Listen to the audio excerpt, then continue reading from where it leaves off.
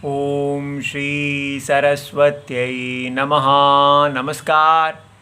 एकादश अधिक चतुश्शततमी कक्षा। विषय हमारा वही लंबा सा सूत्र चल रहा है, वो है अव्ययम विभक्ति समीप समृद्धि व्यरिद्धि अर्थ अभाव अत्यय संप्रति शब्द प्रादुर्भाव पश्चात अर्थ यथा आनुपूर्व्य यौगपद्य। तो आज ये दो आनुपूर्व्य और यौगपद्य, इन दो शब्दों के अर्थ को लिया जाएगा और सूत्र भी देखे जाएंगे। 216 हमारा सूत्र है। तो आनुपूर्व्यम का अर्थ है अनुक्रमा। तो ज्येष्ठम प्रविशन्तु भवन्तः। तो अनुज्येष्ठम प्रविशन्तु भवन्तः, ऐसा अगर वाक्य हो तो इसका अर्थ होता है कि ज्येष्ठ के क्रम के अनुसार आप प्रवेश करें। माने पहले ज्येष्ठ, उसके बाद उससे कम और उसके अब कम। अनुपूर्वम, तो अनुपूर्वम जो पूर्व्यम जो है वो अनुपूर्वम से बना है। अनुपूर्वम का अर्थ है अनुक्रमः, और इस अनुपूर्वम का तस्य भावः आनुपूर्व्यम, माने पूर्वता का क्रम। ज्येष्ठ की पूर्वता के क्रमानुसार, अर्थात पहले सबसे बड़ा, फिर उससे छोटा उसकी तुलना में, और फिर उससे भी छोटा, इस क्रम में जो है प्रविशन्तु। तो ये अब हमें समझ में आ गया कि अनुपूर्वम का क्या अर्थ है। तो ये जो आनुपूर्व्यम जो हुआ है, ये सूत्र है गुण वचन ब्राह्मणादिभ्यः कर्मणि च 5:1:123। इससे भाव में शन हुआ है, शन प्रत्यय, और अन्य वैयाकरण इसको स्वार्थे शन इति नागेशादयः मानते हैं, ऐसा भैमी व्याख्या जी में लिखा है। अब तो ज्येष्ठानुपूर्व्येण भवन्तः प्रविशन्तु। तो ये जो यहाँ लिखा है अनुज्येष्ठम प्रविशन्तु का, तो इसका अर्थ क्या है? ज्येष्ठानुपूर्वेण क्रमेण। तो माने ज्येष्ठस्य आनुपूर्वेण, माने ज्येष्ठ के अनुपूर्व क्रम से आप प्रवेश करें। ये बात समझ में आ गई? तो माने ज्येष्ठ पहले, उसके बाद तुलना में उससे कम ज्येष्ठ। तो यहाँ पर इसका जो विग्रह है वो ज्येष्ठस्य आनुपूर्वेण किया गया, यहाँ तृतीया लगाया गया। ज्येष्ठस्य आनुपूर्व्यम नहीं किया गया है, क्योंकि ऐसा ही लोक में सारे शास्त्र में शिष्ट प्रयोग में देखा जा रहा है कि इसको तृतीया, जैसे सहा तृतीया लगा के अर्थ किया जाता है। तो इसीलिए भगवान ने कहा ज्येष्ठ आनुपूर्वेन सहा भवन्तः प्रविशन्तु, इसके साथ क्रमेण सहा आप प्रवेश करें। अच्छा जी, अब इसी प्रकार अनुज्येष्ठम प्रणमति मानवकः। तो मानवक जो है, बालक जो है, वो प्रणाम करता है। ज्येष्ठता के क्रम के में पहले बड़े आचार्य को प्रणाम करते हैं, फिर उनसे नीचे, फिर इस प्रकार। या घर में पहले पिताजी को, फिर माताजी को, फिर बड़े भाई को, इस प्रकार।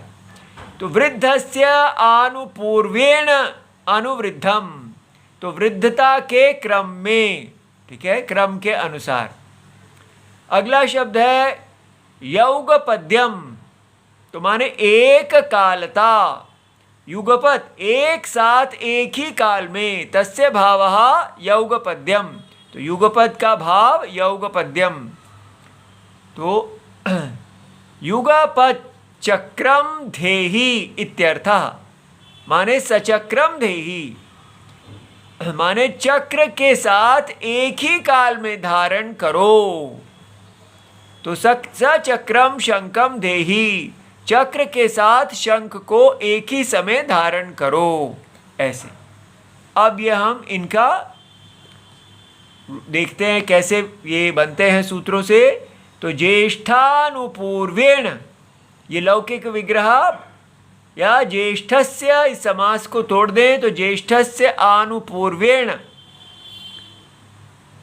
अनुज्येष्ठम, तो अनुज्येष्ठम यहाँ समास है, उसका विग्रह किया गया है, अलौकिक विग्रह ज्येष्ठ नस अनुसु। तो और यहाँ सचक्रम समास है, चक्रेण युगपद, तो इसका अलौकिक विग्रह जो है वो जो इसमें हो जाता है चक्रटा सह सु। यहाँ तृतीया विभक्ति एक वचन आता है, यहाँ षष्ठी विभक्ति एक वचन आता है। और ये सु जो है इसका हम लोप करते हैं, क्यों? क्योंकि स्वरादि निपातम अव्ययम, क्योंकि स्वरादीनि शब्द रूपाणी निपाताश्च अव्यय संज्ञकानि भवन्ति। तो ये अनु इत्यादि जो है इनकी अव्यय संज्ञा हो जाती है। और अव्ययात आप सुपः, अव्ययात उत्तरस्य आप आपः सुपः च लुक् भवति, तो इनका लुक हो जाता है। उसके बाद ये ज्येष्ठ गस अनु जो है इसकी अव्यय भाव समास संज्ञा कर दी जाती है प्रकृत सूत्र से। यहाँ चक्र टा सहा, ये अव्यय भाव समास हो गया। और प्रकृत सूत्र है अव्ययम विभक्ति समीप समृद्धि 216। और ये क्या कहते हैं? ये कहते हैं कि विभक्ति आदिषु अर्थेषु, ये जो इतने सारे विभक्ति आदि अर्थ हैं इनमें यत् अव्ययम वर्तते, जो अव्यय है इन अर्थों में। तो यहाँ पर अनु जो है ये इस अर्थ में लिया गया है यौगपद्य के अर्थ में, और अनु जो है वो आनुपूर्व्य के अर्थ में लिया गया है, और सहा यौगपद्य के अर्थ में लिया गया है। तो इसकी समास और अव्यय भाव संज्ञा हो जाती है। उसके बाद हम ये अनु जो है इसको पूर्व में ले आते हैं। कैसे लाते हैं? यहाँ सहा को पूर्व में लाते हैं। तो प्रथमा निर्दिष्टे समास उपसर्जनम, तो जो भी प्रथमया विभक्त्या, जो विभक्ति के द्वारा समास शास्त्रे निर्दिश्यते तत् उपसर्जनम संज्ञकम भवति। और उपसर्जनक संज्ञकम पूर्वम प्रोक्तव्यम। तो कौन है यहाँ पर जो ये, तो ये प्रथमा विभक्ति से अव्ययम विभक्ति समीप, तो अव्यय का इन सब के साथ सुबंत के साथ समास होता है। तो ये प्रथमा विभक्ति में है, इसलिए इसकी उपसर्जन संज्ञा हुई है।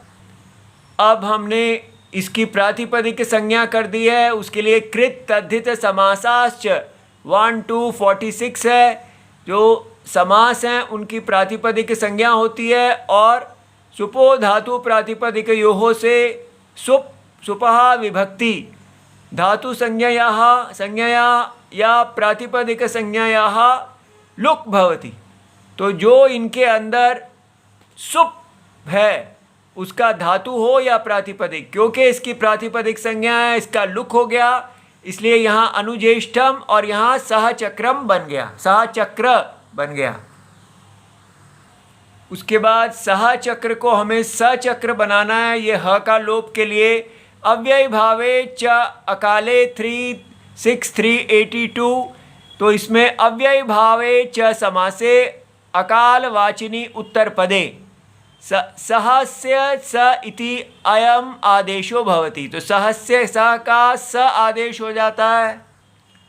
अब एक देश विकृतम, अनन्यवत भवति, इस परिभाषा से ये प्रातिपदिक संज्ञा इसकी अक्षुण्ण रहती है, और प्रातिपदिक प्रकृति से फिर दोबारा सु प्रत्यय आते हैं, और हमने प्रथमा विभक्ति की विवक्षा में सु प्रत्यय लगाया, इनकी अव्यय संज्ञा हो जाती है, अव्ययी भावश्च सूत्र इससे, और अव्ययाद आप सुपहा, सूत्र कहते हैं कि अव्यय से सुप प्रत्यय जो है उसका लुक होता है, किंतु ये सूत्र आके ना अव्ययी भावात अतो अम, जो कहते हैं कि यहाँ पर अगर अकारांत हो अव्ययी भाव तो वहाँ पर अम प्रत्यय आता है, सु का लुक नहीं होता तो अम प्रत्यय आ जाता है, और फिर वो अम प्रत्यय का अमी पूर्व के साथ संधि होके अनुज्येष्ठम सचक्र बन जाता है। इति सर्वम शिवम।